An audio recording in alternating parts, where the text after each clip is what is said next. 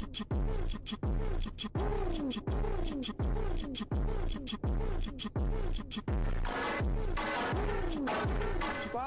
হ্যাকারের বাচ্চা কি মোমেন্ট করে মারতে ভাই।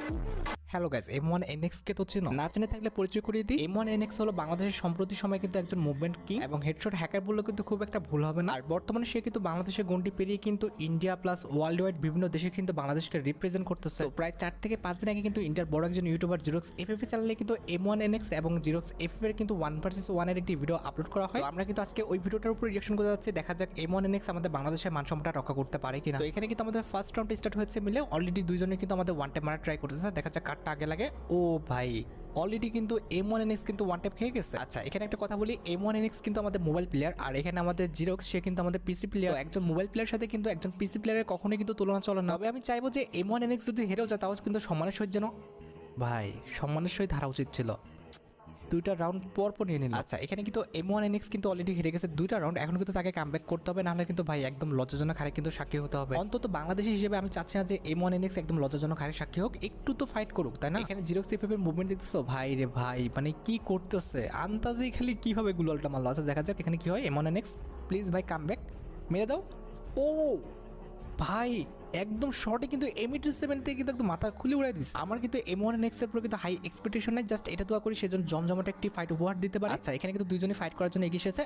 তবে ভাই মানে সেকেন্ডও টাইম দেয়নি, জিরক্স এফএফ তো প্রিপারেশন নিয়ারই টাইম পায়নি, তার আগে কিন্তু তাকে ওয়ান টাইম মারি দিচ্ছে।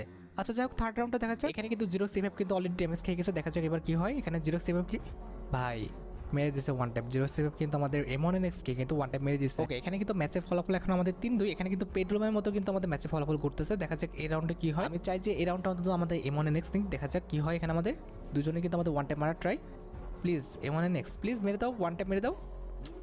দুজনই কিন্তু বিশাল ভাই মুভমেন্ট দেখাচ্ছে। M1NX কে কিন্তু পাওয়া যাচ্ছে না। মোবাইল প্লেয়ার হিসেবে কিন্তু M1NX এর কিন্তু মুভমেন্টটা যথেষ্ট ভালো, আর এখানে আমাদের জিরক্স এফএফ এর তো মুভমেন্ট ভালো হবে, সে কিন্তু পিসি প্লেয়ার। এতটুকু পর্যন্ত গেম দেখে যা বুঝলাম এত সোজা হবে না আমাদের M1NX থেকে কিন্তু ম্যাচটা নাও।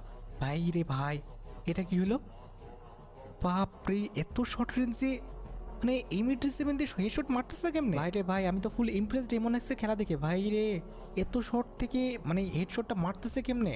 আচ্ছা দেখা যাক এই রাউন্ডে কি হয়। প্লিজ M1NX ম্যাচটা কি নিতে পারবা? যদিও সম্ভব না, তবে আশা রাখতে দোষের কি। দেখা যাক এই রাউন্ডে কি হয়। দুজনে কিন্তু আমাদের ওয়ান টাইম মারা ট্রাই করতেছে, দেখা যাক খেয়ে যাবে, মানে যে কোনো একজন খেয়ে যাবে এখানে। একদমই দুজন ক্লোজে চলে আসছে। আচ্ছা দেখা যাক লাস্ট পর্যন্ত কে খেয়েছে। ওরে ভাই রে ভাই M1NX তো খেয়ে গেছে। আচ্ছা ঠিক আছে, ম্যাচের ফলাফল এখনো 4-3, মানে ম্যাচটা এরকম হচ্ছে না যে কেউ একজন খুব ভালো খেলতেছে কেউ একজন খারাপ, দুজনে কিন্তু সমান ভাই। আচ্ছা এই রাউন্ডটা কিন্তু M1NX কে নিতেই হবে, না হলে কিন্তু মানে